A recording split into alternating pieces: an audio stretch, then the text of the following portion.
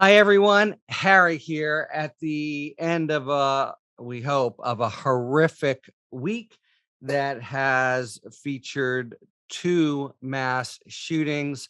We wanted very much to talk to Mark Follman, who is the national affairs editor in Mother Jones, but more importantly, he's the author of a new book, trigger points inside the mission to stop mass shootings in America.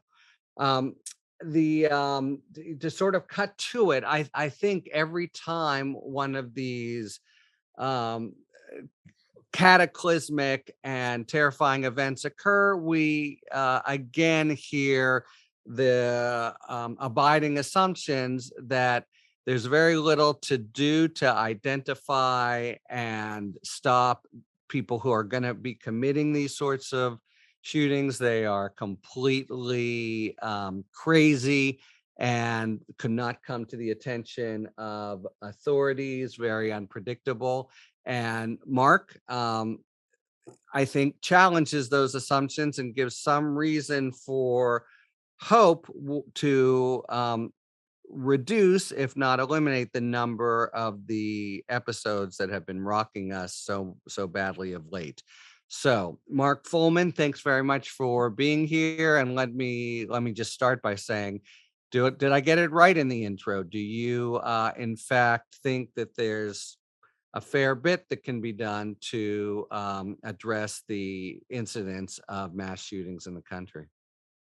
Yeah, well, thanks for having me on, Harry, and appreciate the chance to talk with you and your listeners.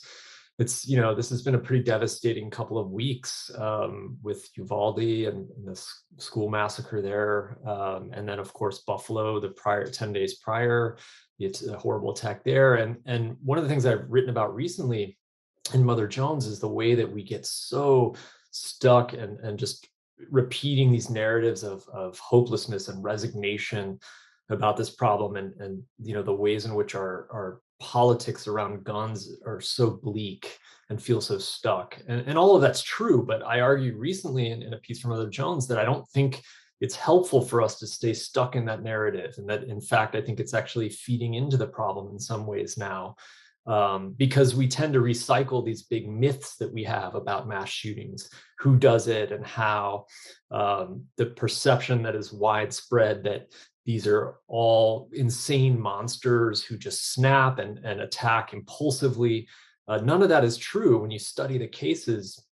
I've looked at scores of mass shootings over the past decade in my work for Mother Jones and for Trigger Points, and learned a lot about the process that leads up to these attacks.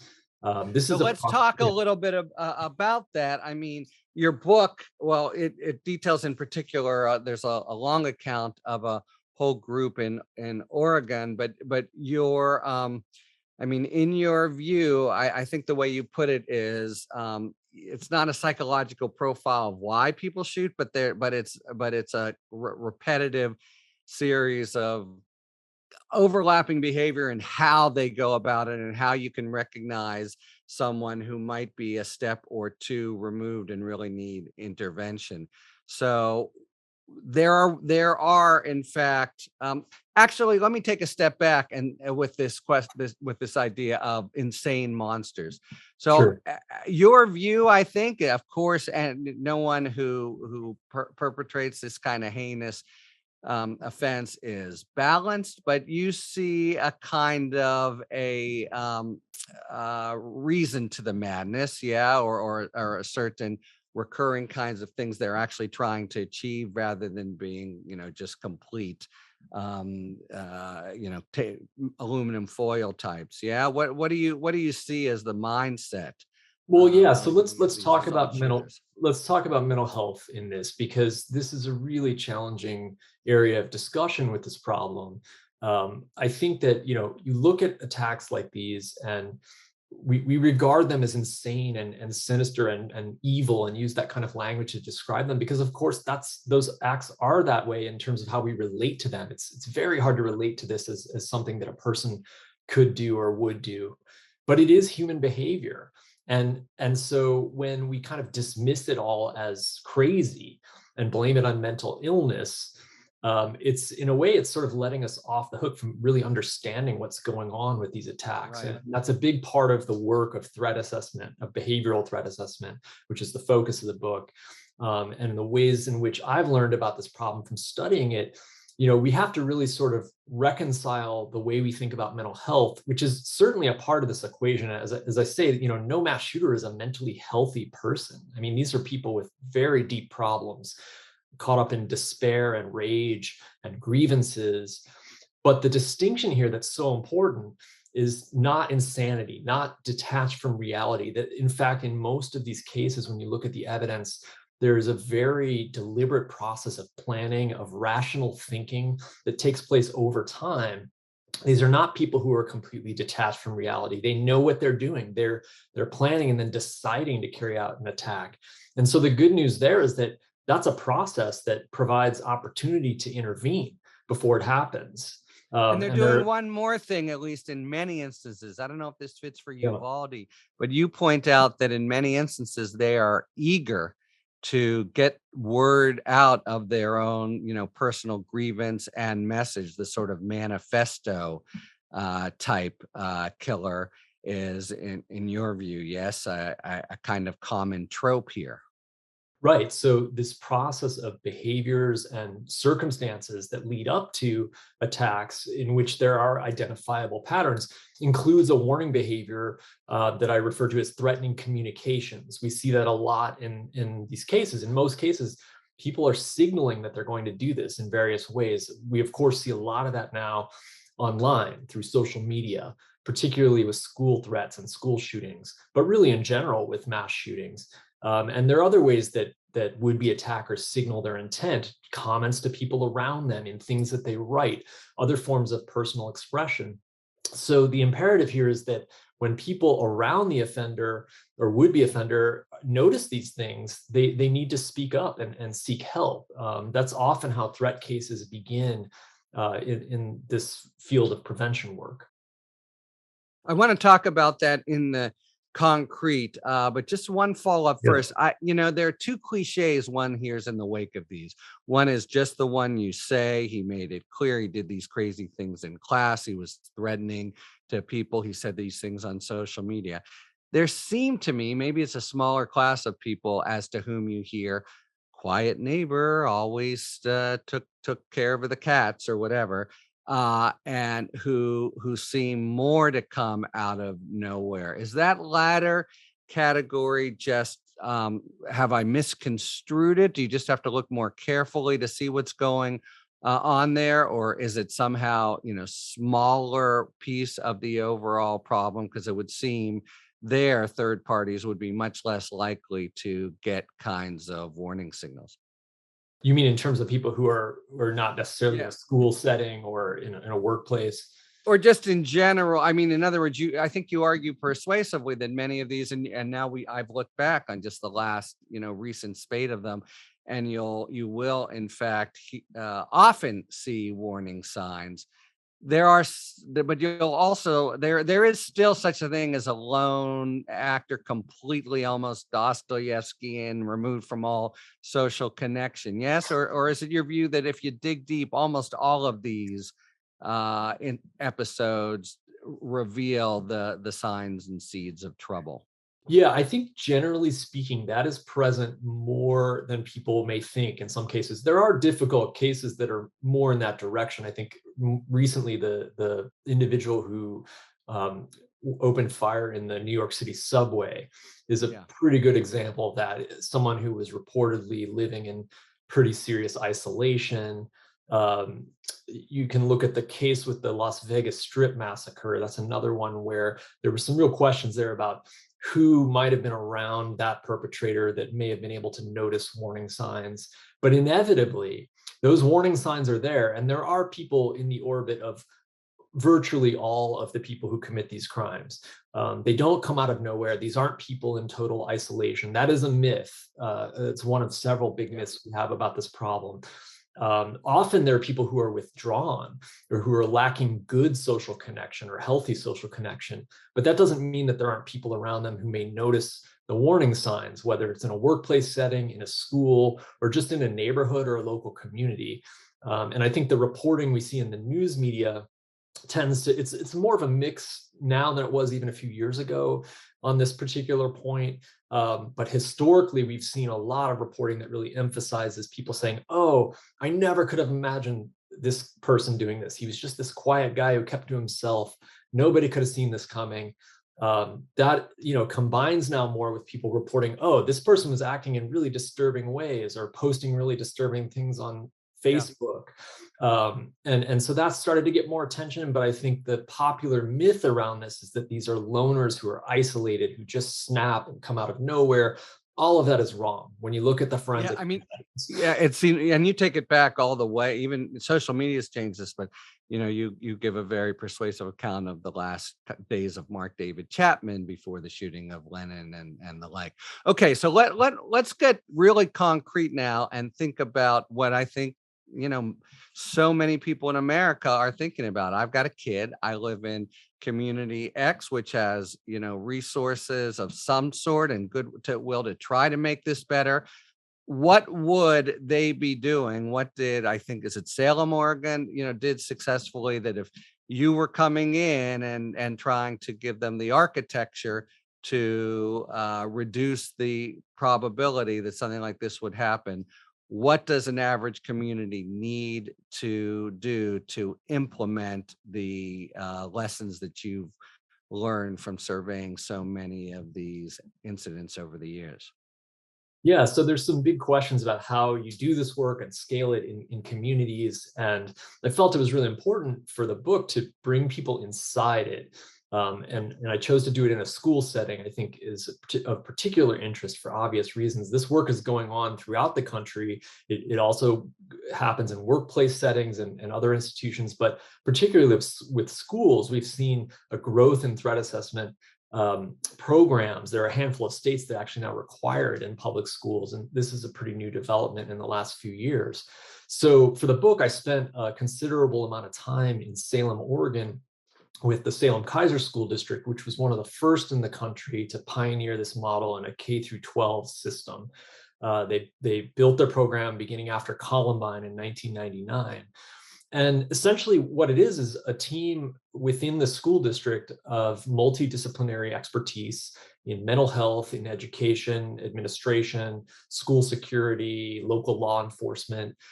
There's some auxiliary participation by county mental health, by juvenile services and social service agencies in the community. And so a group of experts gets together on a regular basis. They have a weekly meeting where they are evaluating a caseload of specific concerns that are coming up, that are brought to the attention of teachers or other leaders in the school district. This is a large school district. It's roughly 42,000 students, 65 buildings. There's a centralized team that's doing this work. And then they are also training smaller teams of administrators and school counselors and psychologists in each of the buildings throughout the system. So one of the questions about how to do this work is, well, how do you build this? I mean, school systems are already so strained for resources. And the good news there in a basic sense is that the infrastructure is already in place, that the people who are going to serve on a threat assessment team are already there, administrators, counselors, and so forth, who will get the training and then use the set of protocols. So I was able to observe this in action in Salem for the better part of 2019, to sit in on their case evaluation meetings, to interview the leaders who are running the team, to talk with them about cases, to study the case files. And I tell some of those stories in the book over a period of time, where you can see ways that they are working to intervene constructively with troubled students. A lot of the times we're talking about, kind of garden variety disruption and aberrant behavior, bullying, fights, that kind of stuff that is dealt with through sort of, the conventional and expected ways, where you have, perhaps outreach to the family, or you're setting up individual education plans, or other measures that are what you would imagine happening. But there are always a few cases that get more serious. where there's real concern that a troubled kid is maybe developing a violent idea and planning to carry it out. And that's where the threat assessment team really goes to work and digs into it and tries to figure out what the level of danger may be, and then come up with a plan to manage it over time. Okay, so just to understand, um, they're sitting there, they have us, I guess reports that have come in from students or teachers. Um, First of all, what about the problem of, I mean, are there a lot of reports where unremarkable behavior, as you say, maybe not socially ideal, but people get sort of swept up in the threat assessment to and there's a kind of over regulation of people who are strange but are far away from any kind of episode. It sounds as if what happens, however, is that the expertise is sort of there to be able to say, no, this look, we're not here to stop bullying. We're here to identify bona fide threats, and you don't have one, or how are Yeah. they able to ferret that out? Well, there is the broader benefit of also, dealing with bullying behavior and other, issues with kids in schools in general, and creating a culture of safety and Hmm. well-being for students. But I think, what you're pointing to is sort of the initial question. A principle for the field is to take every case seriously at the outset, but there's a process of triage, of evaluating quickly, like, is this really a serious concern or not? I'll give an example. One of the cases that I write about in detail in the book is a high school junior named Brandon, Yeah. who was making some threatening comments, or what were perceived to be threatening comments by his peers. He said one day at a bus stop to another student, "Don't come to school on Friday. I'm going to bring my dad's gun and shoot up the school." Yeah. So there you have an explicit threat, potentially, to attack the school. But is he serious? Is he joking? Does the kid take him seriously? Well, one kid overhears this and is worried, and she tells a faculty member. So now this is coming to the attention of the threat assessment team. And one of the first things they do is, look at what information do we already have about this person potentially. In this case, this was a student who was already on their radar for similar comments in the prior year, except now he was becoming more specific in his threatening statements. Whereas in the past, he'd just sort of talked generally about school shootings. Now he was talking specifically about how and when he was going to do it. So this was a warning sign to the team. They begin gathering information to find out more, to evaluate if there's potential danger here. Talking to peers around Brandon, talking to his teachers, and they're quickly learning some things that are very unsettling, that he's Yeah. starting to deteriorate in some ways personally. He's failing out of some classes. He quit a drama club that he'd been very engaged in. Those kinds of changes in routine, signals of lack of resiliency or depression, or even suicidality. There was a counselor on the team that was looking at this information and thinking, this kid is suicidal. This is a serious crisis. And there's often a very important nexus with suicidality and homicidal intentions in these cases. Right. Many mass shooters are suicidal, as we know, right? From yesterday at the hospital, right? That's right. And also in Uvalde.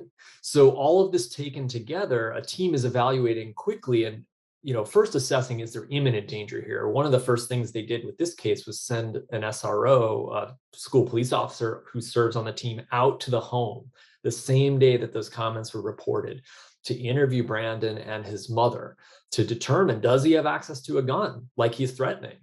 And it turned out that the answer was no.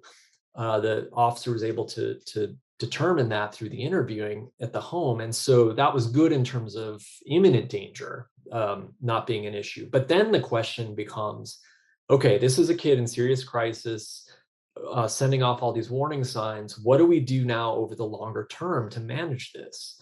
You can't just, suspend a kid for a few days, or take these kinds of temporary punitive measures. And that's even if they've done something wrong or not, we don't know, right? In this case, there's no policy even being broken, but there's still a very important concern here about, is this a kid who might turn dangerous, who might be planning violence?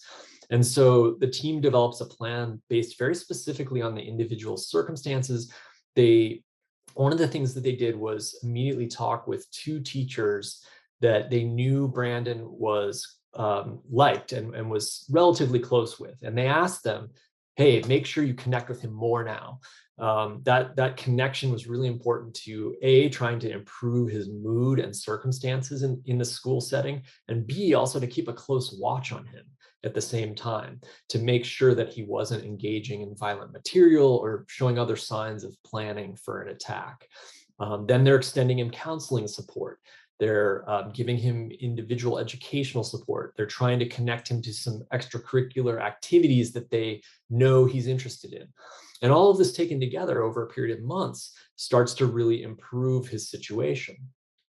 He's doing better in school. There are fewer signs that he's thinking about violence and possibly planning violence. And this process continues. And I followed the case over the next year and a half, checking in with the team. And he comes back for his senior year, does relatively well. I mean, this is not a straight line to success. There are ups and downs, and there were additional moments of concern for the team.